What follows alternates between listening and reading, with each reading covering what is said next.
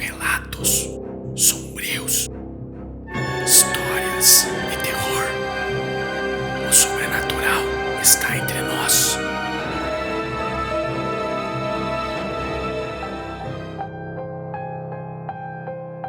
Era o ano de 1977 e nessa época eu tinha meus 27 anos de idade. Meu nome é Francisco Pinheiro, mas sou mais conhecido como Seu Chico. Eu já não era mais um rapaz novo, mas confesso que nessa época, por teimosia, às vezes agia como tal. Eu ainda morava de aluguel em uma casinha muito próxima dos meus avós. Olha, por muito pouco, aquela entidade que se manifestou no caminho de casa quase me levou embora com ela. Mas lógico que eu poderia ter evitado toda essa situação se não tivesse sido o tal do teimoso e escutado os meus avós e meus pais também. Vou lhes explicar tudo. Bom, no período em que isso me aconteceu, estávamos quase saindo da quaresma, perto de quinta-feira. Então, me lembro bem que minha avó, Dona Teresa, tinha mania de visitar meus pais e juntos. Meus avós e meus pais ficavam na casa dos meus pais, normalmente fazendo suas preces pela parte da tarde e noite. Segundo minha avó falava, isso era muito importante para evitar que coisas ruins caíssem na casa ou sobre seus moradores durante a quaresma. Meus avós acreditavam que esse período de quaresma, do ponto de vista espiritual, é muito perigoso e precisa de muito cuidado. E isso só é possível quando nos mantemos orando, vigiando e principalmente fazendo as orações para casa e familiares a fim de evitar problemas indesejados. Segundo, meus avós. Naquela semana, devido à insistência dos meus avós, após eu chegar do meu serviço, me resguardei em casa e também fazia algumas orações. Como ela sempre pedia para eu proceder, me recordo que nessa semana ocorreu tudo bem, graças a Deus, e na sexta-feira um amigo me visitou aqui na minha casa, me chamando para um churrasco que ele iria fazer, coisa pequena, só entre amigos, no almoço de domingo. Então, ele me diz o seguinte: meu amigo Chico, qual o problema de um churrasco no almoço de domingo? É verdade que desde criança Dona Teresa nos pede para ficarmos em casa, pelo menos por uma semana após o carnaval, e principalmente ela fala para não bebermos nessa época porque, segundo ela, é perigoso. Mas Chico, nunca aconteceu nada até hoje, meu amigo. Nós fazemos o churrasco bem tranquilo e depois você toma seu rumo para a igreja pela parte da tarde e pronto. Não tem como dar errado, meu amigo.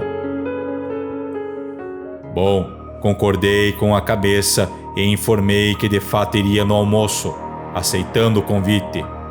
Confesso que estava muito empolgado com a ideia e não comentei nada com meus pais e avós, porque sabia da reprovação que eles iriam impor a isso. Mas na minha cabeça, seria apenas um almoço de domingo com os amigos. Como isso poderia dar errado? Realmente, o almoço foi muito farto e gostoso, mas também aconteceu de tomarmos uns goles, o que não deveria ter ocorrido.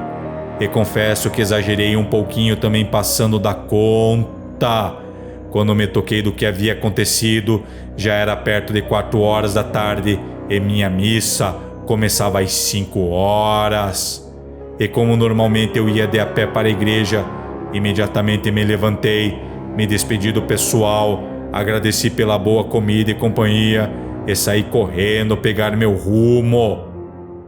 Olha, de todos esses anos que vou na missa, sempre fiz a minha vida inteira esse mesmo caminho e até esse dia nunca havia tido nenhum problema. Como eu já conhecia muito bem o caminho, simplesmente peguei meu rumo para a igreja e nesse momento começou uma chuva bem tranquila e até que agradável, porque estava quente. Mas algo diferente aconteceu. Quando chego perto da metade do caminho da paróquia, reparei que havia um cavalo amarrado em uma árvore e me aproximei do animal. Inicialmente, fiquei preocupado porque em todos esses anos que vou para a missa por esse caminho, nunca havia visto coisa desse tipo. Com certeza, foi um evento muito incomum. Me aproximei do bicho para saber se ele estava bem. Porém, é muito estranho um animal grande assim amarrado ali no meio do nada.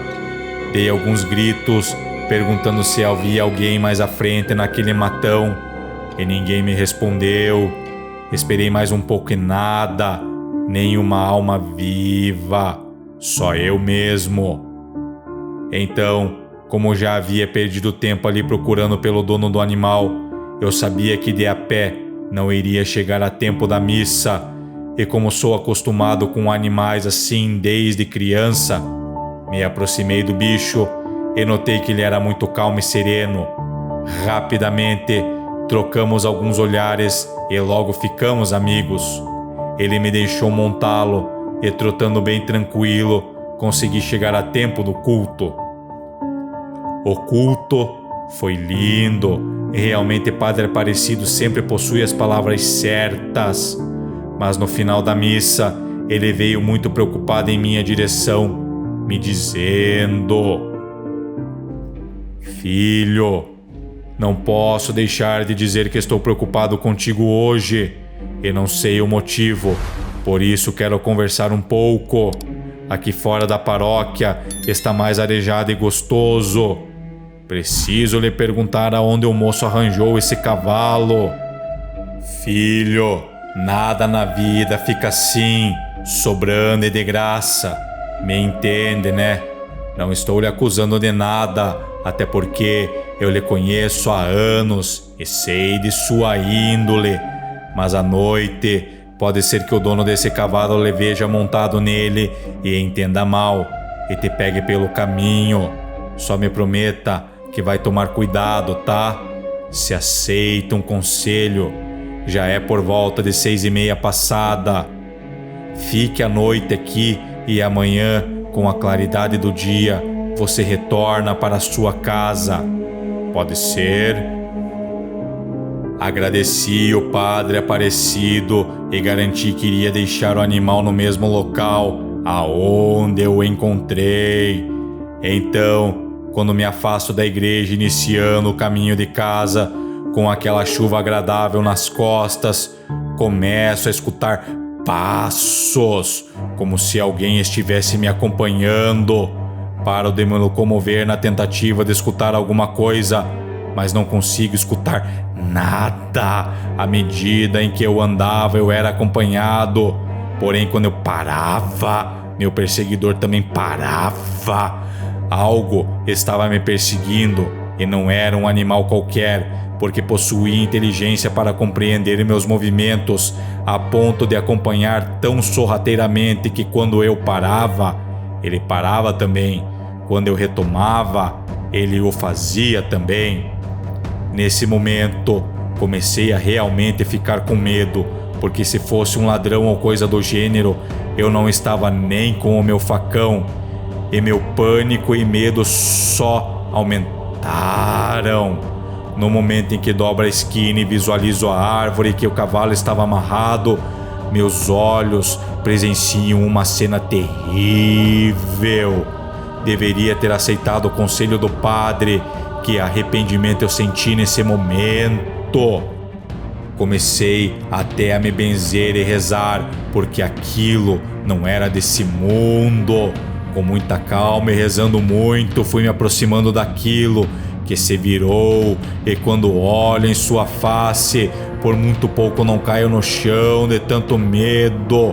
Essa coisa que parecia uma mulher muito velha e com o rosto todo deformado, se chegou bem perto de mim, alta e dona de uma voz assustadora, me diz o seguinte: Olha, filho, quero lhe dizer duas coisas. A primeira é que eu sou a dona desse cavalo, e se realmente ele foi contigo, é porque pessoa ruim você não é. E a segunda é o seguinte: a tua sorte é que você realmente foi à missa como havia prometido a seus avós que iria. Então, não me incomodei do menino usar o meu cavalo. E também não fiquei incomodada, porque quando você se aproximou dele foi com a intenção de ajudá-lo. Mas fique sabendo que sei muito bem que só cumpriu metade da sua palavra, porque foi à missa de cara cheia. Mas como o menino tratou muito bem meu companheiro, dessa vez vou lhe deixar voltar para sua casa. Vá, filho, e não olhe para trás. Esse é seu primeiro e último aviso. Fiz exatamente da maneira como aquele ser, ou sei lá o que era aquilo, mandou que eu fizesse. Por medo, eu jamais desafiaria aquilo, porque uma coisa daquelas com certeza tem parte com o tinhoso. Fui diretamente para a casa de meus avós, e quando chego perto do portão e chamo por eles, minha avó já vem com o terço em uma mão e sua água benta na outra, jogando a água sagrada na minha cabeça e costas. Ela me disse que quando me viu chegando, havia perto de mim me acompanhando um vulto preto de uma mulher alta e horripilante. E no momento em que minha avó olhou para a árvore de onde vinha o vulto, vê algo lá em cima se mexendo entre os galhos. Meu avô ligou para a igreja, explicou o ocorrido e pediu para que Padre Aparecido fosse até a sua casa nos ajudar com as orações. Passamos a noite inteira orando e finalmente minha avó havia me dito que o vulto preto havia sumido. Esse é um dos motivos pelos quais a minha avó sempre fala para não bebermos nessa época e também nos mantermos vigilantes e íntegros nas orações durante a quaresma. E a questão da bebida, segundo ela, só atrai coisas ruins e espíritos do mal e obsessores. E aquilo era mais que isso. Segundo o Padre Aparecido, poderia ser até a Matinta Pereira. Sábias eram as palavras da minha avó, que dizia: Quaresma é uma das épocas mais difíceis do ano e precisamos nos manter firmes nas orações, porque é isso que nos protege desse tipo de coisa. Segundo a minha avó, Dona Teresa, independente da crença, o mal está ali nos espreitando, apenas aguardando por um deslize, como o que aconteceu comigo. Então, é sempre bom se prevenir e se manter vigilante.